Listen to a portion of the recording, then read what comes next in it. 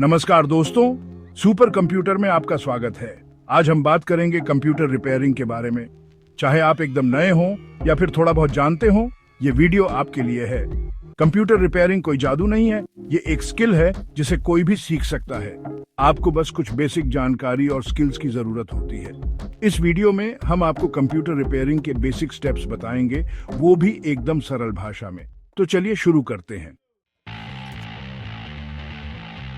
सबसे पहले कंप्यूटर के अंदर क्या क्या होता है, ये जानना जरूरी है। ये एक तरह से युद्ध का मैदान है और यहाँ हर योद्धा का अपना काम है।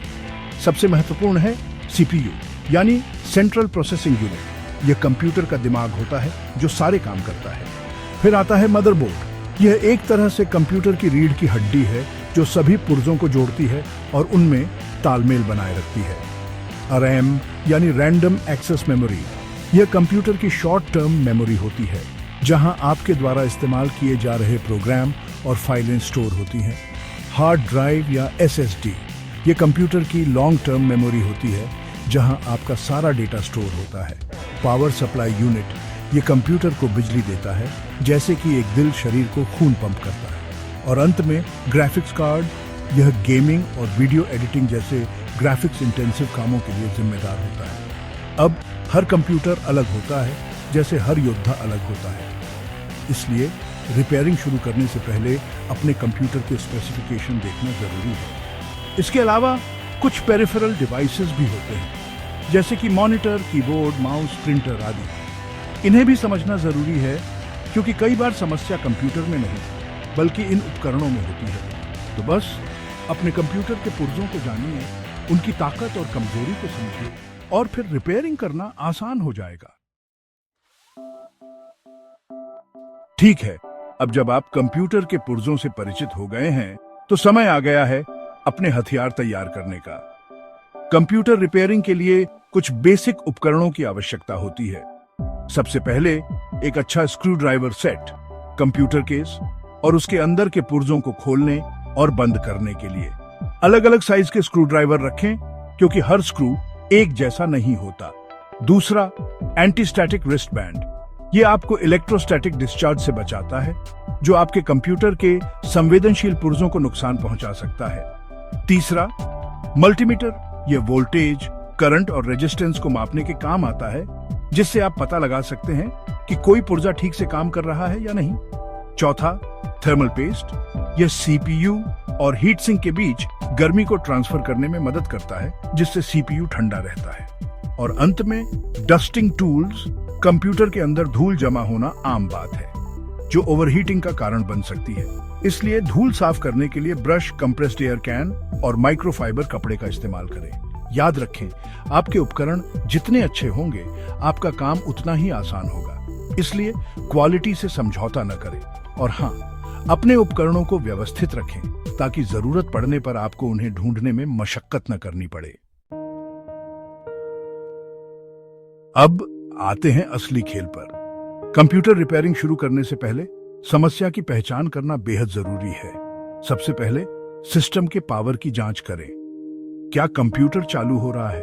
क्या पावर एलईडी जल रहा है? क्या पंखा चल रहा है? अगर कंप्यूटर चालू नहीं हो रहा है तो पावर कॉर्ड, पावर सप्लाई और पावर बटन की जांच करें। अगर कंप्यूटर चालू हो रहा है लेकिन डिस्प्ले नहीं आ रहा है तो मॉनिटर, केबल और ग्राफिक्स कार्ड की जांच करें। अगर कंप्यूटर चालू हो रहा है लेकिन ऑन ऑपरेटिंग सिस्टम लोड नहीं हो रहा है तो रैम, हार्ड ड्राइव और ऑपरेटिंग सिस्टम फाइलों की जांच करें। कई बार समस्या हार्डवेयर में नहीं बल्कि सॉफ्टवेयर में होती है। अगर आपको संदेह है कि समस्या सॉफ्टवेयर से संबंधित है तो वायरस स्कैन चलाएं, ऑपरेटिंग सिस्टम को अपडेट करें और ड्राइवर अपडेट करें। याद रखें, कंप्यूटर रिपेयरिंग एक प्रक्रिया है। धैर्य रखें, सिस्टमैटिक तरीके से काम करें और आप समस्या का समाधान ढूंढ ही लेंगे। कभी कभी समस्या हार्डवेयर में नहीं बल्कि सॉफ्टवेयर में होती है। यह ऐसा है जैसे आपके कंप्यूटर के दिमाग में थोड़ी गड़बड़ी हो गई हो। सबसे पहले वायरस स्कैन चलाएं। वायरस आपके कंप्यूटर को धीमा कर सकते हैं, डेटा को नुकसान पहुंचा सकते हैं और यहां तक कि आपके कंप्यूटर को पूरी तरह से क्रैश भी कर सकते हैं। दूसरा, ऑपरेटिंग सिस्टम को अपडेट करें।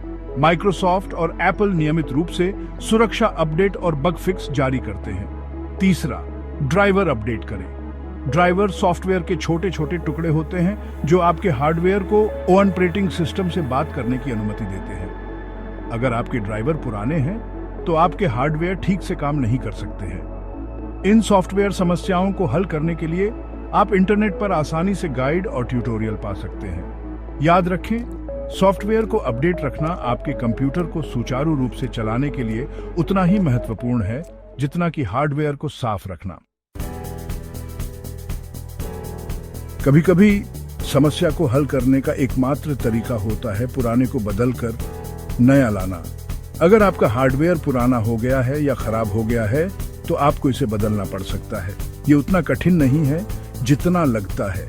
आपको बस सही पुर्जा खरीदना है और उसे सही जगह पर लगाना है।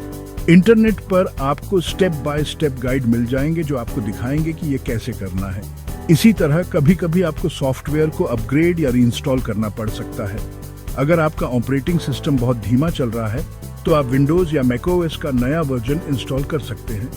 याद रखें, अपने डेटा का बैकअप लेना न भूलें।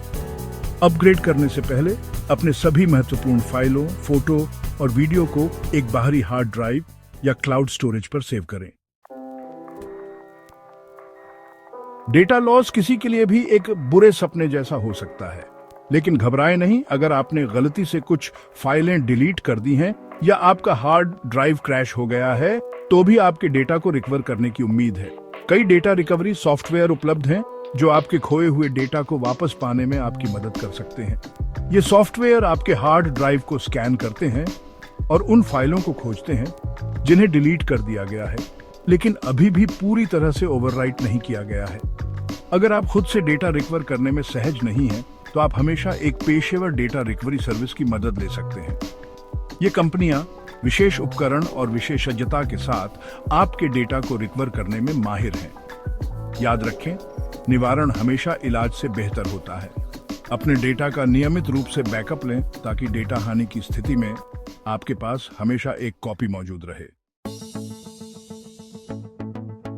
कंप्यूटर रिपेयरिंग एक ऐसी स्किल है जो प्रैक्टिस से आती है। जितना अधिक आप प्रैक्टिस करेंगे उतना ही अधिक आप सीखेंगे और उतने ही बेहतर आप बनेंगे। शुरू करने के लिए आप अपने पुराने कंप्यूटर या लैपटॉप पर प्रैक्टिस कर सकते हैं। इसे अलग करें, देखें कि यह कैसे काम करता है और फिर इसे वापस जोड़ें। इंटरनेट पर कई संसाधन उपलब्ध हैं जो आपको कंप्यूटर रिपेयरिंग के बारे में अधिक जानने में मदद कर सकते हैं। YouTube पर ट्यूटोरियल देखें, ऑनलाइन फोरम में शामिल हों और ब्लॉग पढ़ें। यदि आप गंभीरता से कंप्यूटर रिपेयरिंग सीखना चाहते हैं तो आप एक कोर्स भी कर सकते हैं। कई तकनीकी संस्थान और ऑनलाइन प्लेटफॉर्म कंप्यूटर रिपेयरिंग के प्रमाण पत्र पाठ्यक्रम प्रदान करते हैं। याद रखें, सीखना कभी बंद न करें। तकनीक लगातार विकसित हो रही है, इसलिए अप टू डेट रहना और नए रुझानों के बारे में सीखते रहना महत्वपूर्ण है। तो दोस्तों, यह था कंप्यूटर रिपेयरिंग का एक बेसिक गाइड। मुझे उम्मीद है कि इस वीडियो ने आपको कंप्यूटर रिपेयरिंग की मूल बातें समझने में मदद की होगी। याद रखें, कंप्यूटर रिपेयरिंग कोई रॉकेट साइंस नहीं है। थोड़े से ज्ञान, कुछ उपकरणों और थोड़ी सी प्रैक्टिस के साथ आप भी अपने कंप्यूटर को खुद ठीक करना सीख सकते हैं। तो आगे बढ़ें, अपने डर को दूर करें और रिपेयरिंग शुरू करें।